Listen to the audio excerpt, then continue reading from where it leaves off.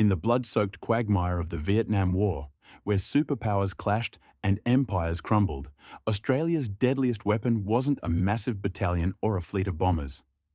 It was a shadowy band of just 200 grizzled warriors at its peak, elite advisors who infiltrated the heart of the jungle, turned ragtag allies into killing machines, and racked up more decorations than any unit in Aussie history.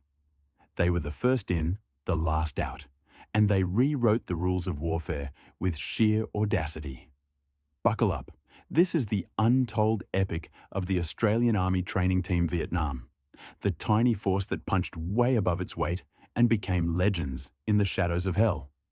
It all started in the early 1960s, as the Vietnam conflict simmered into a full-blown inferno. On May 24, 1962, the Australian government announced its initial commitment, raising a specialist unit of military advisors from the Australian Army to support the fight against communist insurgency. This wasn't a grand invasion force.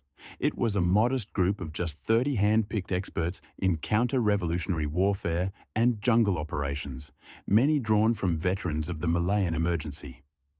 Led by the visionary Colonel F.P. Ted Sarong, these men underwent rigorous induction at the Intelligence Centre in Mosman, New South Wales, followed by intense field training at the Jungle Training Centre in Canungra, Queensland.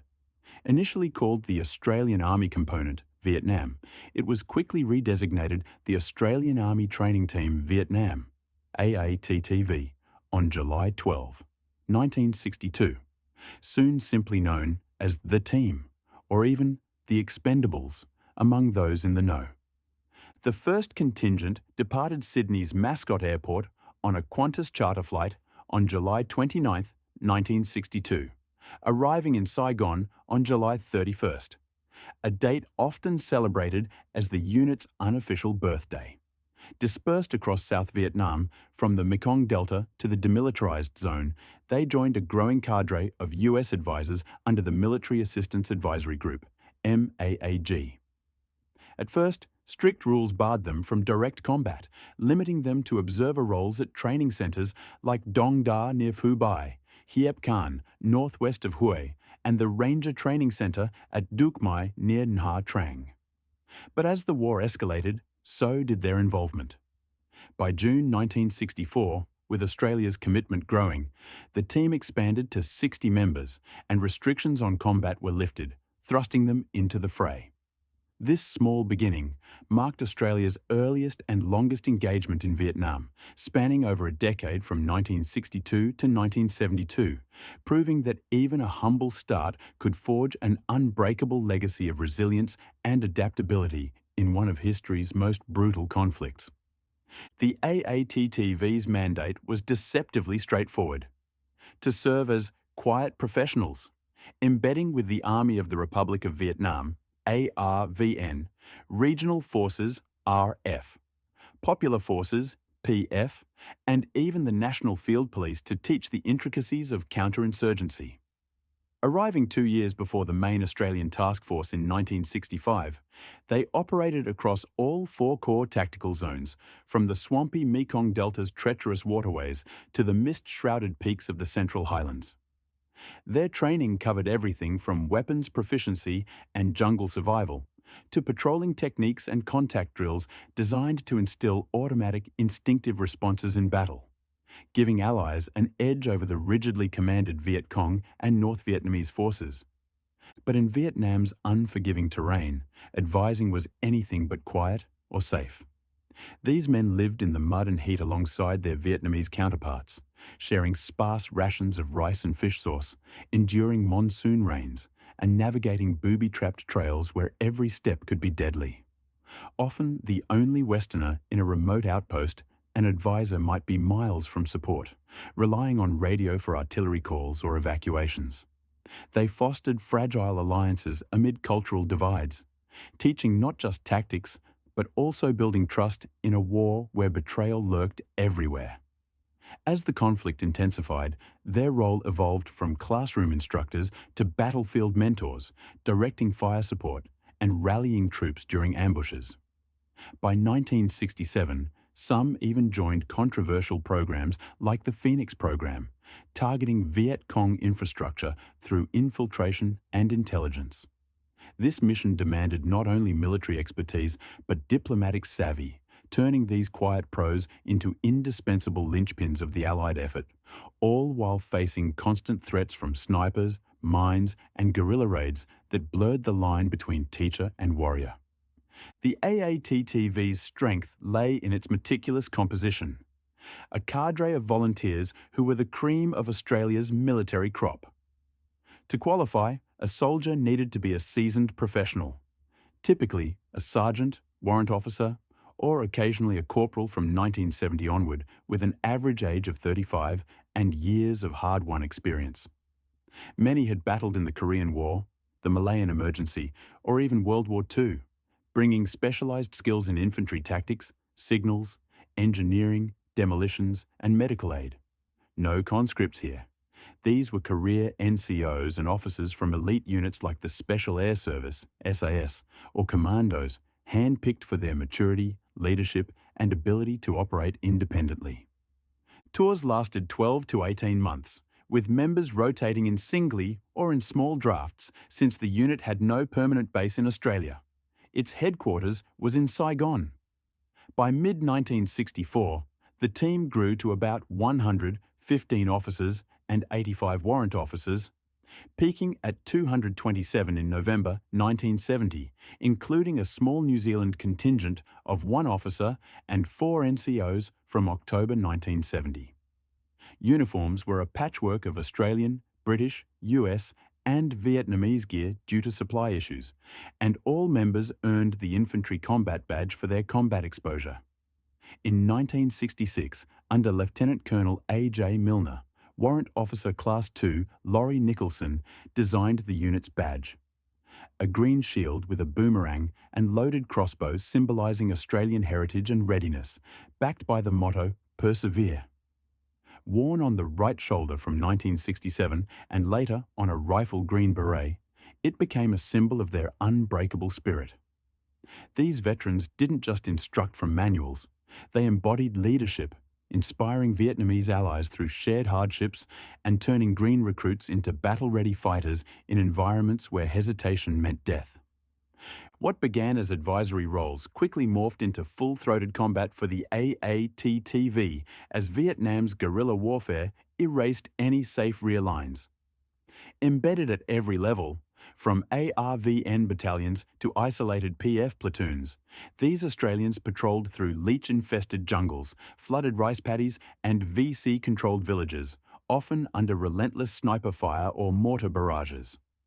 By late 1963, some were in combat advisory positions with US Special Forces, and the official ban on fighting was lifted in mid-1964, allowing them to lead operations outright.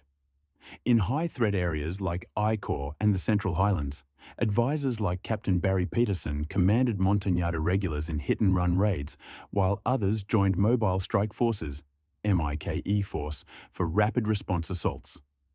When ambushes struck, advisors were the calm in the storm, directing artillery strikes, coordinating helicopter extractions, and sometimes single-handedly turning retreats into counterattacks. They became prime targets for the enemy, who knew eliminating one could demoralize an entire unit. Casualties mounted early. The first accidental death was Sergeant William Francis Hacking on June 1, 1963, and the first in action was Warrant Officer Kevin Conway at the Battle of Nam Dong on July 6, 1964. By 1968, AATTV members were involved in major engagements like the battles of Duke Lap and Kham Duc, where their expertise saved lives amid chaos. Operating with minimal support, often just one other advisor, Australian or American, they boosted ARVN morale and effectiveness, but at a steep price: 33 killed and 122 wounded over the decade. This evolution from mentors to frontline spearheads showcased their adaptability, proving that in Vietnam's asymmetric hell, survival demanded not just advice, but action.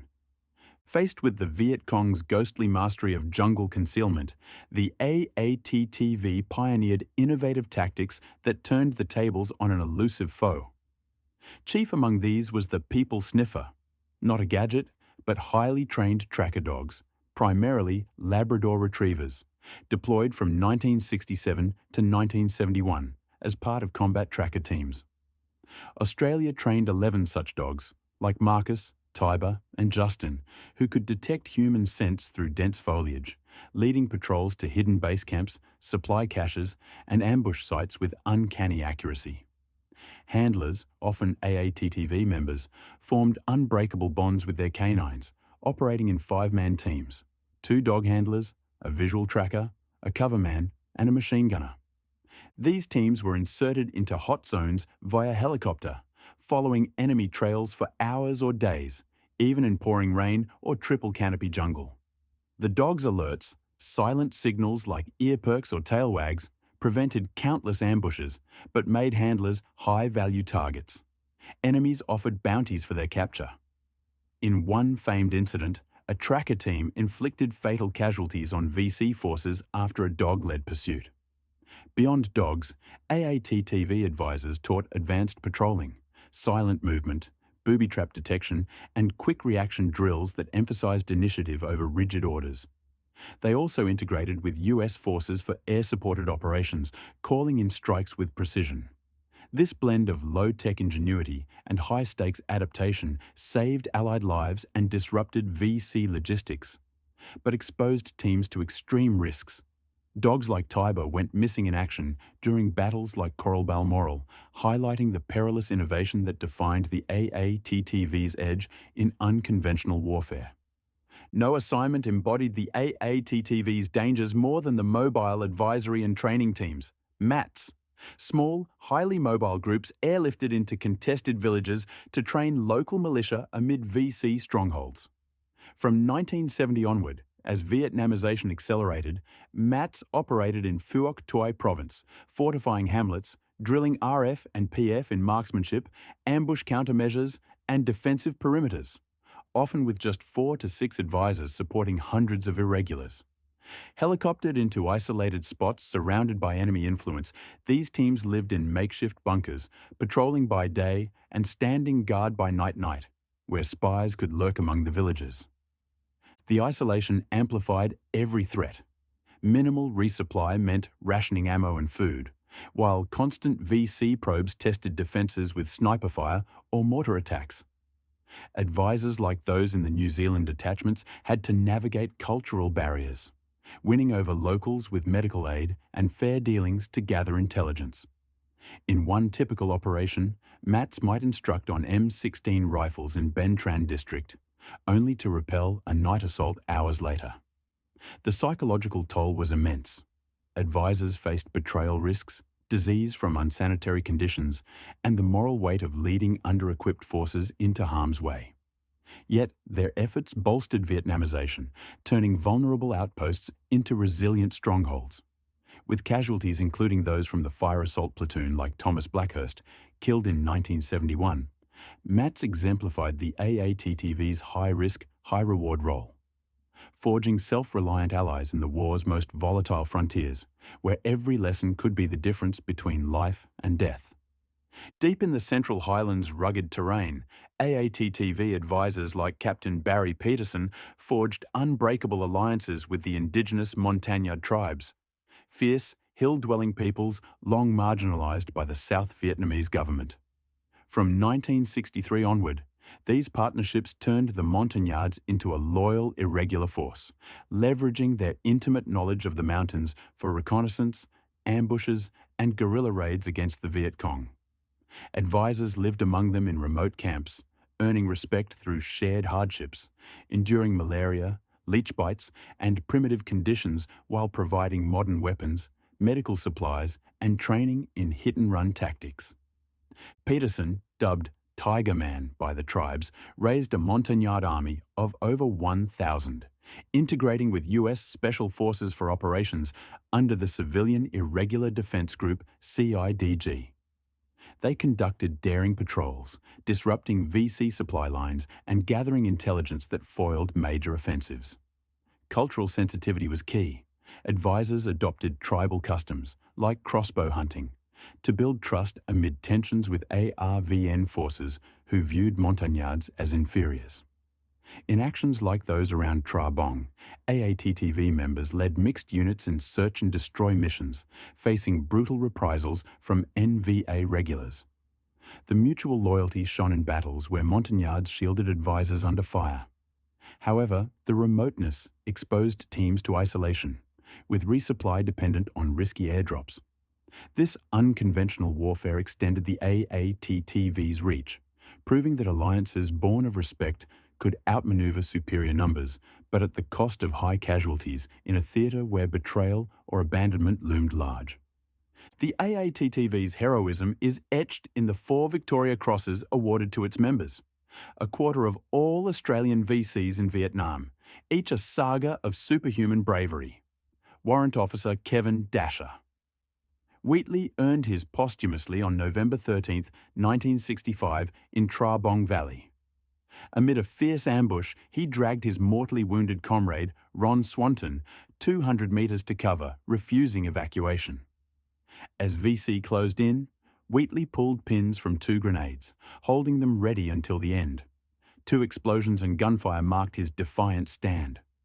Earlier, he'd shielded a child from crossfire and charged enemy positions, also earning a posthumous medal for gallantry.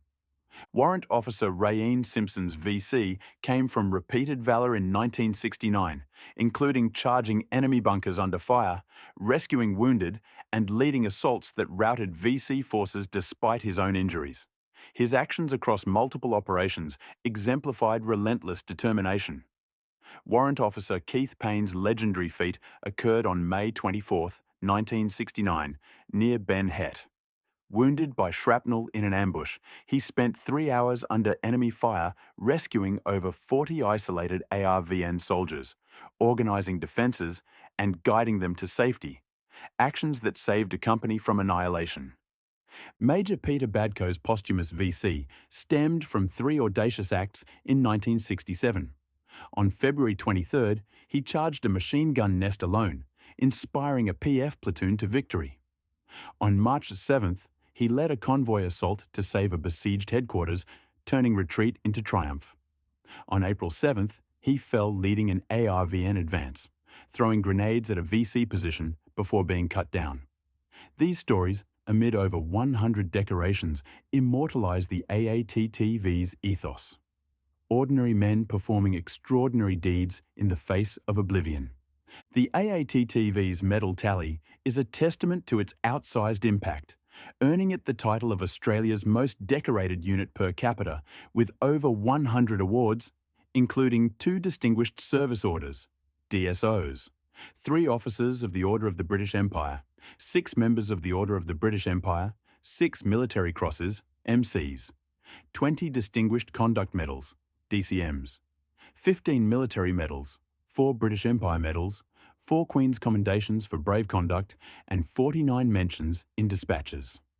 Unit-wide, they received the US Meritorious Unit Commendation in 1970, the only time the full team paraded together besides Anzac Day, and the Vietnamese Cross of Gallantry with Palm. Individual stories abound. Medics like those who operated under hailstorms of bullets, scouts dismantling deadly booby traps, and signallers maintaining vital comms amid chaos. The small New Zealand contingent, integrated from 1970, added to the honours with seamless collaboration. Foreign accolades poured in. 245 US awards like Silver Stars and Purple Hearts, plus 369 South Vietnamese decorations, including the National Order of Vietnam. Some members with the 5th Special Forces Group earned the US Presidential Unit Citation for 1966 to 1968 service, and others the Valorous Unit Award for actions in April 1970. This cascade reflected constant peril, from Phoenix program operatives infiltrating VC networks to Mike Force leaders in lightning raids. With every medal a tale of sacrifice, the AATTV's honours dwarfed their numbers, honouring not just bravery, but the quiet competence that sustained allies through Vietnam's unrelenting grinder. As the war's tide turned with Vietnamisation, the AATTV adapted once more, reverting to pure training after the first Australian task force withdrew in 1971. Reduced to about 70 personnel by early 1972, they focused on instructing ARVN and Cambodian Phank soldiers in Phuoc Tuy province, emphasising self-reliance amid US drawdowns. The end came swiftly after the Whitlam Labor government's election. The last Australians departed Saigon on December 18, 1972, the final combat unit out after a staggering 10 years, 4 months and 16 days. Disbanded in Australia on February 16, 1973, the team's 1,009 members, 998 Australians, 11 New Zealanders, left behind 33 killed and 122 wounded, commemorated at memorials like the one at Canungra's Kokoda Barracks. Their legacy endures as paragons of professional soldiering, the most decorated Aussie unit, inspiring modern advisory missions like the Australian Army Training Team Iraq in 2004. In 2002, their badge graced a US memorial in North Carolina, a rare foreign honour. Books like Ian McNeil's The Team chronicle their exploits, while veterans groups preserve stories of perseverance. They proved impact transcends size, through expertise, courage, and alliances forged in fire. In Vietnam's shadows, these unsung mentors wrote an indelible chapter in military history, reminding us that true legends emerge not from overwhelming force, but from the quiet resolve of those who persevere against impossible odds.